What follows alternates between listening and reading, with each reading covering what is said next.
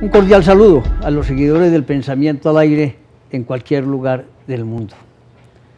Tenemos hoy un tema que ha ido replicándose en el pensamiento en varias ocasiones, pero con un invitado especial, Gianluca Gardini, italiano, profesor universitario, director administrativo de la universidad en temas de Derecho Administrativo y Derecho Público, asesor empresarial, un hombre con una inmensa experiencia con el que vamos a hablar, como hablamos con Héctor Quintero, del tema autonomías, las experiencias de otros países y la importancia de darle cumplimiento a la Constitución Nacional de Colombia. Bienvenido al Pensamiento al Aire, Gianluca.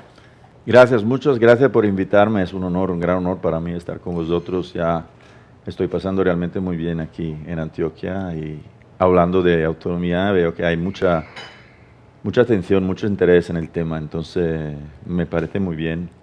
Me parece muy bien plantearlo también bajo el perfil científico, darle un contenido un poquito más, o tratar de dárselo, ¿no?, a este tema, porque me parece salir de lo cotidiano, ¿no? De lo cotidiano, sí. Pues fue invitado por Julio González Villa, también lo trajo a lo que llamamos nosotros la tertulia conservadora, y también estuvo presente en el Consejo de Medellín. Es un hombre que nos va a dar luces, a contar historias de lo que ocurre en Italia y aún experiencias de España en el tema de las autonomías, la importancia de ellas y los problemas que pueden surgir también en el desarrollo de las mismas. Gianluca, cuéntenos un poquito de usted. Bueno, soy profesor, como usted dice, acaba de decir, soy profesor en la Universidad de Ferrara, que es una ciudad que queda muy cerca de Bolonia, que es mi ciudad donde yo vivo, entonces queda como unos 30 minutos, 40 minutos de Bolonia. Es una ciudad muy vieja, las dos, porque Bolonia es la más vieja del mundo y Ferrara es una universidad de 1300 y tiene mucha experiencia en los temas jurídicos. Y ahora estoy pasando un año visitante en la UB, en la Universidad de Barcelona, Universidad Pública de Barcelona, visitante ahí como profesor me invitaron y me quedo un año ahí, pero bien, la idea es volver claramente a Italia, a mi país. Los dos países, Italia y España, están caracterizados por una fuerte autonomía, le dicen estados autonómicos, ¿no? Y además me financiaron la Generalitat de Cataluña, o sea, como le dicen en catalán, la Comunidad Autónoma de Cataluña, la llaman de Generalitat. Me financiaron un proyecto de investigación especialmente sobre el tema, o sea, hacer una comparación entre las regiones italianas y las comunidades autónomas de España, porque tienen un punto en común, pero tienen también puntos de diferencias. Es interesante verlos. Debo aclarar también que ha sido escritor, gran escritor, y permanentemente está escribiendo artículos en El Mundo sobre temas de derecho y temas de autonomía. Hombre, Gianluca, vamos a hablar de Italia. ¿Cómo es la división territorial para que los que nos ven y escuchan en el mundo entendamos un poquito antes de meternos a Colombia? Bueno, Italia tiene una historia, yo creo que es bien conocida porque tiene una historia que llega de muy lejos, de municipios, de ciudades, ¿no?, durante el Renacimiento y todos con su gran historia de autonomía. Pero bueno, tiene también una historia de grande división entre territorios, población.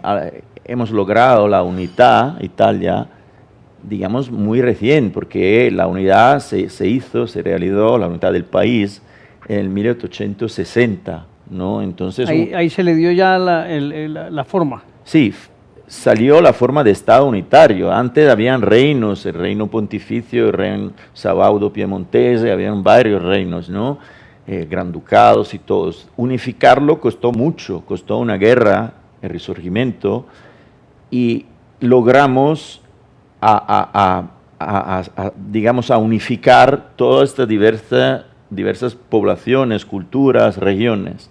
Entonces el tema de la unidad es un tema muy delicado en Italia porque la alcanzamos muy tarde y hay que protegerla. Entonces ahí entra de pronto el tema del equilibrio entre la unidad, que es un resultado que hemos, digamos, tardado mucho a conseguir, con referencia a los otros países que ya se unificaron mucho antes, y al mismo tiempo la necesidad de reconocer las diferencias de los territorios, o sea, buscar un equilibrio entre la unidad del país y la autonomía de los territorios. Este fue el tema que ha acompañado la historia del país, porque durante toda la época fascista, el ventenio fascista, es decir, empezando en el 1920, hubo un centralismo muy fuerte, o sea, como pasa a menudo en los regímenes autoritarios, se centraliza mucho el poder, ¿no? Ha pasado... Estamos hablando precisamente de Mussolini, ¿no? De Mussolini estamos hablando, sí, el tema es el fascismo cuando entramos en guerra, ¿no? Italia entró en guerra, pero antes ya había ido 20 años de régimen fascista muy centralizado. O sea, en esta época, desde 1920, la Italia, que ese era un reino, teníamos el rey, nosotros también a esa época, se centralizó mucho. El gobierno central tomó mucho poder y casi lo suprimió, o sea, le quitó casi todos los poderes a los territorios, hasta que nombraba directamente los alcaldes. O sea, hubo una temporada durante el fascismo cuando el centro se nombraban directamente los alcaldes y no eran electos por la población. Eso fue un liderazgo absoluto de Mussolini. Claro, es muy típico, o sea, centralización y la uniformación de las reglas es un trato común, por ejemplo, entre Italia y España. La dictadura franquista hizo lo mismo, o sea, unificó, centralizó, uniformando las reglas y negando, o sea, no reconociendo las diferencias de los territorios. Esa es la idea de base. Eso pasa a menudo en los regímenes. Bueno, después de esto, después de la guerra, llegó la Constitución republicana, o sea, se cambió la forma del Estado, de reino, volvimos a república, en el 1946, con una votación popular, con un referéndum.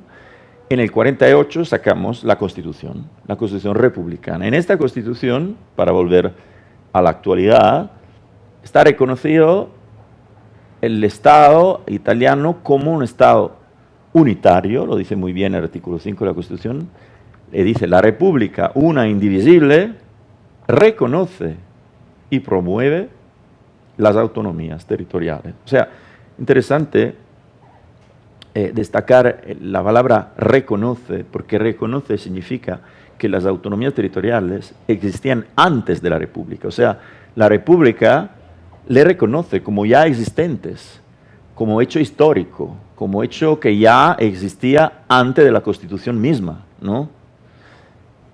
Y para darle más relevante, evidentemente, con esto. Y promueve las autonomías territoriales. Entonces, en este artículo hay ya todo el concepto que nos ha acompañado, o sea, todo el tema que nos ha acompañado la historia de Italia. Buscar un equilibrio entre la unidad, que se logró con mucho esfuerzo, con mucha lucha por los héroes risorgimentales que hemos tenido, como Mazzini, como Garibaldi, como todos estos, y la necesidad de salir del centralismo autoritario que tuvo lugar durante la época fascista, reconociendo y promoviendo las autonomías territoriales. Entonces este artículo lo tiene todo. Hay todo el marco que nos ha acompañado, el marco conceptual que nos ha acompañado a lo largo de los últimos 70 años, buscando el equilibrio justo. Si lo hemos encontrado, no lo puedo decir, seguimos en la búsqueda, pero bueno, la idea, el reto fue esto, buscar el equilibrio entre la unidad y la autonomía. Muy bien, allá en Italia existen también varios tipos, ¿no?, en las autonomías. en las islas se maneja distinto, ¿no? Claro, claro. ¿Cómo se explica eso? Ya, te cuento. Tenemos distintos niveles de autonomía. El básico, el nivel básico, que es más cercano a la población, que es la célula primaria, son los municipios, o sea, los comunes, ¿no? Que son históricamente lo más antiguo, los más importantes que tenemos.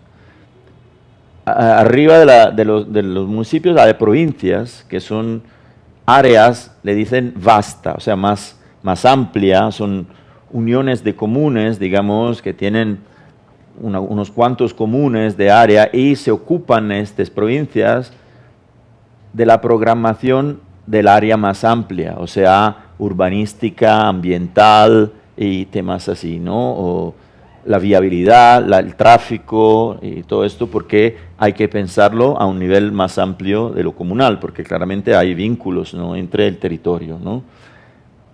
A nivel intermedio, entre el común, el municipio, el Estado, hay las regiones, que son la máxima expresión de autonomía política que tenemos en Italia, porque se le da a la Constitución a las regiones autonomía política. ¿Cuáles regiones son? Bueno, tenemos 20 regiones, 5 tienen un régimen especial y 15 tienen un régimen ordinario o común. Las 5 especial han sido creadas, instituidas por primeras, porque la primera región que sacó la autonomía fue Sicilia, por razones insulares, por sus peculiaridades territoriales, es una isla, Sicilia, como Sardinia, otra isla. Bueno, a las 5 regiones especiales le reconocieron más autonomía, o sea, una autonomía especial, por el tema insular. 2 de ellas son islas, o sea, son Sardinia y Sicilia, y por razón fronterizas, porque otras son en la frontera, en las Alpes, con otros países. Val d'Aosta con Francia, Trentino Alto Adige con Austria, Friuli Venezia Giulia con la ex Yugoslavia, ¿no? El este. Esas regiones fronterizas también generan dificultades, ¿no? Claro, le reconocieron este régimen especial de autonomía a estas regiones porque tenían tensiones sociales dentro de las regiones, por temas distintos, por temas lingüísticos, por temas culturales, por temas de dificultades de digamos, comunicaciones con las islas, por temas, digamos, más en general culturales, porque como acabo de decir, Italia se unificó con mucho retraso y seguían los dialectos, seguían las culturas territoriales, regionales. Fue muy difícil unificar, por ejemplo, bajo el perfil lingüístico Italia. Se hablaban muchos dialectos distintos. Lo que unificó Italia fue el sistema educativo nacional que tenemos y fue sobre todo la RAI, la Radio Televisión Italiana, que tenía emisiones, programas culturales para alfabetizar los italianos que no hablaban italiano. Y durante los años 60 hubo un maestro muy famoso que daba clases en la RAI durante esa época para que todos los italianos aprendieron el italiano, porque no hablaban italiano. Entonces, para volver al tema, habían fuertes tensiones culturales, sociales en estas regiones especiales, ¿no? Hechos históricos, ¿no? Que naturalmente hacían de estas regiones territorios distintos de los otros. Entonces, estas tensiones producían enfrentamientos y peticiones de secesiones. Sicilia amenazaba la secesión, también lo hacía Sardinia. Habían muchos enfrentamientos con Roma, con el centro, en Trentino Alto Adige, que fue una de las últimas a sacar la autonomía. Bueno, para reconocerle las diferencias, para reconocerle la peculiaridad que tenían, la Constitución italiana le da a estas 5 regiones un régimen especial, con mucha más autonomía de las demás. ¿Esa autonomía es legislativa, esa autonomía fiscal o esa gran autonomía especial cómo se manifiesta? Digamos, todas las regiones especiales y ordinarias tienen autonomía legislativa, pero las regiones ordinarias tienen autonomía legislativa en un listado cerrado que queda en la Constitución, en un artículo 117 de la Constitución, que dice las materias donde las regiones tienen competencia compartida. Se precisa. Sí, es un listado cerrado de competencias, ¿no? Es un listado cerrado de competencias. Sí, hubo una reforma en el 2001 que teóricamente le das también competencias en las materias residuales, o sea, las que no quedan ni en el listado de competencias de las regiones ni en el listado de competencias exclusivas del Estado. Dicen que todas las materias que no entran en uno de los dos listados serían de competencia, digamos, residual de la región. Pero la Corte Constitucional, de hecho, nunca ha reconocido esta competencia residual. En cambio, las regiones especiales... Te pregunto, Gianluca, entre esas taxativamente señaladas, ¿cuáles están? Hay muchas. Digamos, originariamente no había...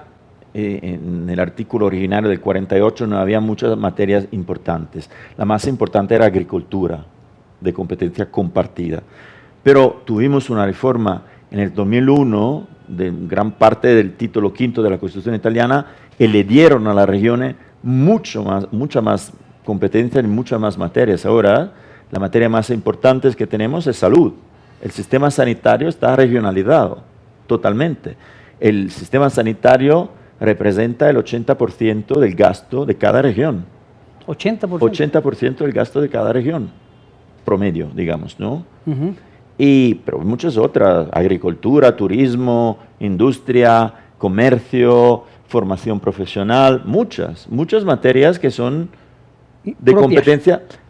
No, es una competencia compartida con el Estado, es decir, el Estado le pone las bases. La ley, le dicen ley marcos. El Estado tiene competencia en poner los principios básicos de la materia, salud, porque claro, debe tener todo, es un país unitario, todas las regiones deben respetar los mismos principios en tema de salud, pero cómo rellenar este marco, cómo darle contenido a los principios, es competencia de las regiones que tienen competencia legislativa, ejecutiva, de actuación e innovadora. O sea, pueden diferenciarse con leyes propias y buscar modelos sanitarios, por ejemplo, tomando como ejemplo la sanidad, buscando modelos sanitarios experimentales. Y cada región lo hizo. Por ejemplo, Lombardía tuvo un modelo mucho más privatizado de salud que otras regiones, aprovechando de esta autonomía legislativa en tema de salud. Y otras tuvieron otros distintos modelos. Emilia-Romagna, donde yo vivo, tuvo su modelo que está funcionando muy bien, ¿no? Como modelo de salud. Hasta el punto que tenemos mucha inmigración de otras regiones en la estructura sanitaria de mi región, por ejemplo, ¿no? Qué bien. En el tema de agricultura también tienen esa independencia. Sigue lo mismo, leyes marcos y capacidad de diferenciarse cada región con su ley.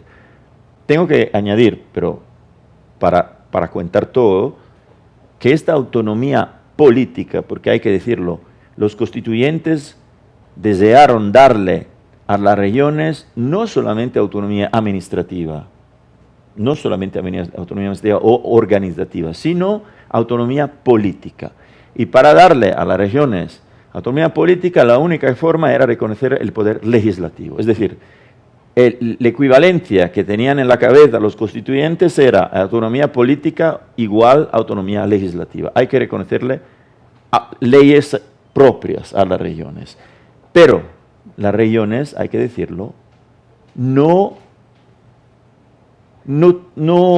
aprovecharon hasta el fondo de esta gran competencia que tenían, y al final, en un balance que están haciendo ahora en estos días, después de la pandemia, para ver cómo han digamos, manejado, cómo han realmente disfrutado y aprovechado de su autonomía política legislativa de las regiones está saliendo un balance que no es muy bueno, porque se ve que las regiones básicamente han copiado las leyes del Estado, han actuado los principios estatales sin innovar, porque la idea era darle autonomía política para innovar, para adecuar a sus territorios las normas, ¿no? Eso no lo hicieron, culpa de una clase política. Es un tema de responsabilidad política. Es un tema, yo creo, de incapacidad de una clase política regional que no tuvo el valor, la capacidad, el valor ni la responsabilidad, porque es mucho más fácil dar ejecución, actuar las pautas que te da el Estado sin innovar. Tiene mucho más riesgo y responsabilidad frente a los electores innovar con leyes innovadoras, ¿no? Y el porcentaje de leyes innovadoras que las regiones sacaron a lo largo de 70, no, las regiones fueron creadas a los años 70, entonces estamos hablando de 50 años de regiones, no más. Pero a lo largo de 50 años, el resultado final son leyes muy de ejecución, muy de actuación y no de innovación. O sea, no aprovecharon hasta al máximo, al punto extremo que podría llevar esta autonomía, porque podría darle capacidad, claro, de crear sistemas distintos. Fíjese que hasta el sistema ordenamiento de la comunicación, estamos haciendo eso, las reglas de la comunicación, televisión, prensa, internet, es una materia de competencia compartida Estado y región. Entonces las regiones hubieran podido aprobar leyes para crear un sistema de información regionalizado, con sus leyes, sus normas, en el respecto de los principios básicos. Estoy hablando de la comunicación porque es el clásico tema que es no solo nacional, sobranacional, es ultranacional, porque las telecomunicaciones ya son de nivel europeo, de nivel global, ¿no? Las reglas, pero digamos, las regiones tendrían la posibilidad de crear su sistema informativo regional. No lo hicieron. Y se quedaron a un nivel de ejecución de las pautas. Ya es un problema de los que ejercen el cargo público en esas regiones. Pero no el tema, digamos, de filosofía de la autonomía, que la autonomía es clara. Lo que pasa es que no la desarrollan, ¿no? No la han desarrollado, no la han desarrollado hasta el final. Y también hay problemas, digamos, en temas de salud. ¿Han tenido que intervenir el Estado central algunas regiones? Sí, claro, porque algunas regiones no han gestionado bien el tema de la salud y terminaron con presupuestos negativos. Al final del año, o sea, habían gastado más dinero de lo que entraba. Entonces, el Estado en principio los ayudó, porque esta es la gran ventaja de no tener autonomía impositiva y fiscal, o sea, que no fue la región que tenía que digamos, financiar el sistema sanitario suyo, ¿no? Sino que el Estado, digamos, comparte con las regiones un porcentaje de los impuestos nacionales. Eso es el sistema. Es otro tema que vamos a hablar seguro de esto, de la autonomía fiscal e impositiva que tienen las regiones. Bueno, pero lo que ha pasado, volviendo a la sanidad, a la salud, que muchas regiones, por ejemplo Calabria, por ejemplo Lazio, por ejemplo Campania, han terminado varios años con un presupuesto, con un balance final negativo. Y le tocó al Estado compensar, porque el Estado que tiene la responsabilidad frente a la Europa, ¿no? Del equilibrio en el conjunto del presupuesto nacional. Entonces, los comisarios, o sea, nominó comisarios especiales para gestionar las regiones, la salud en las regiones que no fueron capaces de gestionarla económicamente bien, ¿no? Digamos. Gianluca, acabaste de mencionar un tema que es importante. Cuando hablamos de autonomía, y usted ha visto ahorita que en Colombia hablamos mucho de autonomía, hay dos cosas que decimos. Bien, una es la autonomía, digamos, administrativa y legislativa, política, y la que le pone dientes al tema es algo de autonomía fiscal en el tema de impuestos. Eso no lo hay allá, ¿no? Sí, eso es un gran tema que ahora se está, digamos, está levantando mucho debate ahora en Italia y en España. Es un tema, digamos, de fondo, ¿no?, del Estado autonómico. Quiero empezar diciendo esto, para aclarar mi posición. Autonomía significa diferenciación, o sea, mejor, el sentido último de la autonomía es la diferenciación. Entonces, esto debe quedar claro. Entonces, es natural diferenciar situaciones diferentes. Diferentes por razones sociales, económicas, de entradas, de réditos, ¿no? Me parece normal. Pero ahí entra el tema social, el político delicado. Claro que el reconocimiento de la autonomía tributaria, o sea, de generar impuestos propios para los territorios y de recaudar directamente, no por el Estado, directamente las regiones, eso no existe, todavía no existe. La mayoría de las entradas regionales y comunales siguen siendo entradas derivadas por el Estado. Es decir, el Estado recauda impuestos en los territorios y comparte con los territorios, con las regiones y los municipios, un porcentaje de los impuestos recaudados. Ok, te hago una pregunta. Digamos una región rica, el norte, ¿qué le entrega al Estado central y el Estado central qué le devuelve?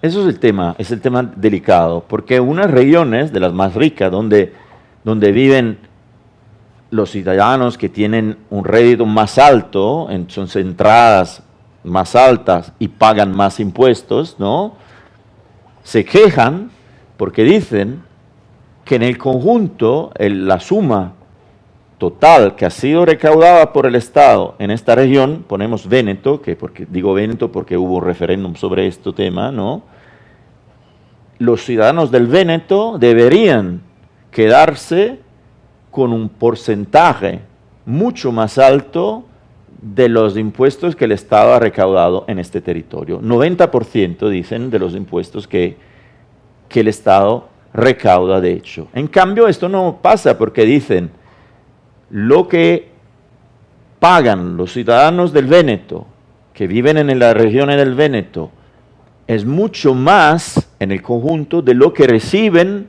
por parte del Estado, en términos de servicios públicos, de inversiones públicas, de infraestructura y todo eso. Entonces, esta diferencia, que le dicen restos fiscales, o sea, la diferencia entre la suma recaudada por impuestos en el territorio y la que el territorio ha recibido por el Estado central, en cambio, sigue, digamos, con un negativo por las regiones mismas, o sea, reciben menos de lo que pagan. Entonces ellos dicen, es un derecho de los que viven aquí quedarse con sus impuestos.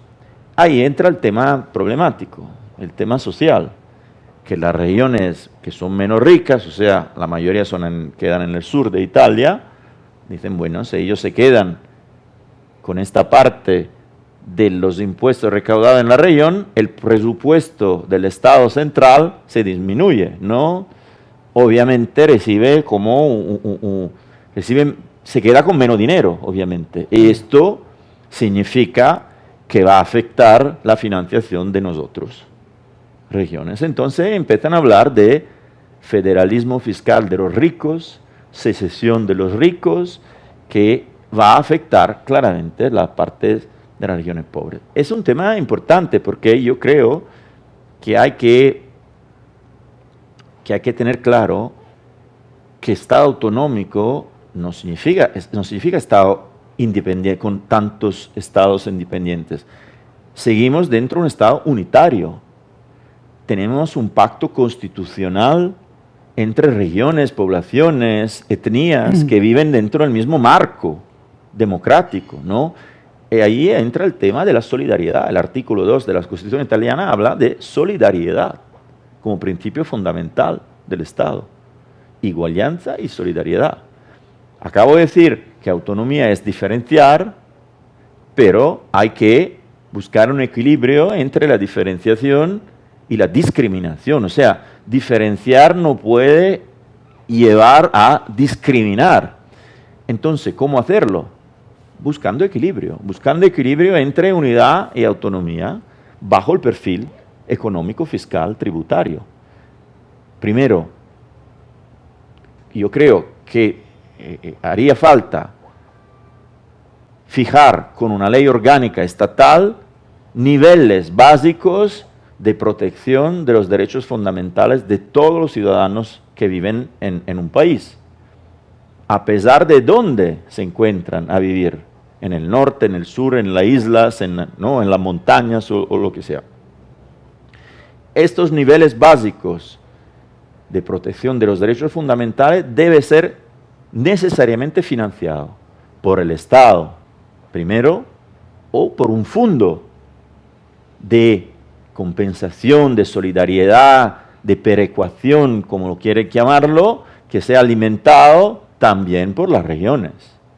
Y una vez que se ha garantizado en la financiación de estos niveles básicos de protección de los derechos fundamentales, ahí se puede empezar a diferenciar bajo el perfil tributarios de los impuestos y dejar que las regiones más ricas se quedan con más parte de su presupuesto. No es fácil, pero hay que empezar, yo creo, por niveles básicos de protección de los derechos fundamentales, porque de otra forma esto va a crear un enfrentamiento social muy fuerte, que puede llevar a tensiones, ¿no?, sociales. Entonces, es responsabilidad del Estado garantizar la unidad. Oye, la experiencia tuya, obviamente en Italia, pero también en el País Vasco, frente a la autonomía. Sí, mira, que todo el mundo es país. En España está pasando lo mismo, porque las regiones históricas, ¿no?, que gozaron por primeras de autonomía, o sea, que fueran País Vascos, Cataluña y Galicia, que sacaron la autonomía de pronto en el 78, cuando aprobaron la Constitución postfranquista, ¿Sí?, de forma rápida, le dicen las regiones de primer nivel, y la sacaron de pronto, ya tenían más autonomía, pero nunca se hablaba de autonomía, o mejor, te lo explico mejor, de autonomía fiscal e impositiva. ¿Qué pasó? Pasó que las otras regiones que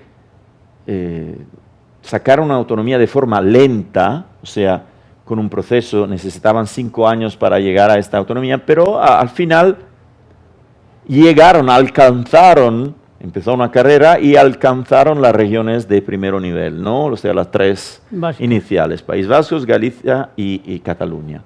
Y le dicen en esa época, en los años 90, café para todos, ¿no?, porque todas las regiones sacaron la misma autonomía. Lo que pasa ahora es que las regiones de primer nivel quieren adelantarse, ¿no?, y empieza otra carrera, es como Aquiles la tortuga, ¿no?, que es un seguimiento, es una carrera de toda la vida, ¿no? ¿Por qué? Porque Cataluña en específico pide más autonomía fiscal. Pide la misma autonomía fiscal de la que gozan solamente 2 regiones, que son País Vasco y Navarra, que para regiones históricas tienen una autonomía fiscal total. Es un régimen especial, foral, le dicen el régimen del cupo, con acuerdos entre estas regiones, el gobierno central, que está reconocido en la segunda disposición transitoria de la Constitución española, la Constitución de 78. Estas regiones tienen toda la autonomía impositiva, fiscal, y se quedan con sus impuestos. Entonces Cataluña pide ahora de tener este mismo nivel de autonomía. Pero mira... Allá se originó el conflicto pues grande. Pues, claro, Cataluña tiene extensión de varios tipos, ¿no?, culturales, sociales, pero los hechos del 2017, referéndum, lo que pasó, ¿no?, referéndum prohibido por el Tribunal Constitucional, porque se hizo. Hoy mismo terminó con condenas penales a la cárcel, entonces entró todo el tema de de las contestaciones que le hicieron. Pero quiero decir que el tema impositivo, de la autonomía impositiva, es muy delicado. Primero por lo que te he dicho, porque puede crear discriminaciones. Entonces hay que evitar este tipo de resultados, ¿no? Porque no sería un éxito, esto sería un problema. Hay que buscar un equilibrio, primero por esto, pero segundo, porque la autonomía fiscal lleva consigo mucha más responsabilidad política, porque una vez que un territorio tenga autonomía impositiva fiscal, o sea, creando sus impuestos y recaudando en autonomía sus impuestos, ahí tiene que ponerle la cara el político cuando tienes que explicar a los electores cómo utilizó el dinero recaudado, ¿no? Mucho es más fácil echarle la culpa al Estado central, siendo que los impuestos le pide el Estado central, ha utilizado mal, que en los territorios lo estamos manejando bien, lo estamos haciendo bien, la salud, la educación, bla, bla, bla, pero cuando la autonomía es completa, y debe ser completa, esto debe quedar claro, porque la verdadera autonomía debe tener autonomía fiscal, pero eso lleva consigo mucha más responsabilidad de los políticos del territorio, ¿no? Entonces, hay que saberlo, ¿no? Hay que tenerlo claro. Voy pidiendo más autonomía, pero me llegará mucha más responsabilidad. En conclusión, Gianluca, y agradeciendo pues el tiempo que has pasado con nosotros, si uno mira las formas de Estado, está el centralista, está el federalismo, la forma autonómica y están los independentistas. ¿Qué te gusta todo este gran sancocho? Mira, yo creo que ya la diferencia que se hacía en el pasado, que los manuales de derecho constitucional, de derecho comparado, hacían entre el Estado federal y el Estado regional o autonómico, ya se ha desvanecido mucho. O sea, es una diferencia que no existe tanto. Hasta que los constitucionalistas, muchos, dicen que no hay mucha diferencia entre el Estado autonómico y el Estado federal. Claro, hay unas diferencias. Por ejemplo, la Cámara Representativa de los Territorios. Existen los Estados federales, no existe en los Estados autonómicos. Por ejemplo, el listado de competencias limitado, cerrado, taxativo, que existe en la Constitución de los Estados de forma de Estado autonómico, y no existe en los Estados federales, pero que funciona al revés. El listado es cerrado por el Estado central y no por los Estados miembros. Otra cosa, los Estados autonómicos no tienen autonomía jurisdiccional, o sea, el sistema jurisdiccional está unificado por el Estado, en cambio en el Estado federalista, pero bueno, son diferencias, digamos, específicas. Yo no creo que el tema es, la gran distinción es Estado unitario y Estado descentralizado, digamos, ¿no? Yo le quitaría importancia a las clasificaciones. Unidad o descentralización. Centralización o descentralización. Lo que se ve claramente es la crisis en toda Europa del modelo centralizado. Casi todos los países europeos tienen un camino claro hacia la descentralización. Francia sigue siendo el país más centralizado que tenemos en Europa, pero casi todos los demás, y también Francia lo está implementando, el rumbo es hacia la descentralización. Esto es clarísimo. ¿Por qué? Y aquí termino. Porque la descentralización, la que sea, con el federalismo, con el Estado autonómico, con el Estado regionalista, lleva consigo unas ventajas principales. Primero, favorece la participación democrática de los ciudadanos, porque los ciudadanos se sienten más representados por parte de instituciones que son más cercanas a ellos. Entonces, la afección que tienen a las instituciones y al final al Estado central en el conjunto es mayor. Entonces, el descentralismo no es verdad que puede, digamos, poner problemas a la unidad central porque lo hacen más débil. No, es todo al revés, porque le da fuerza, lo fortaleza, porque el ciudadano se siente más representado por las instituciones públicas. Entonces, se siente más parte de la red pública, ¿no? Porque participa democráticamente más a las decisiones a un nivel cercano a él. Entonces, fortaleza el idea de la institución en el conjunto. Segunda gran ventaja,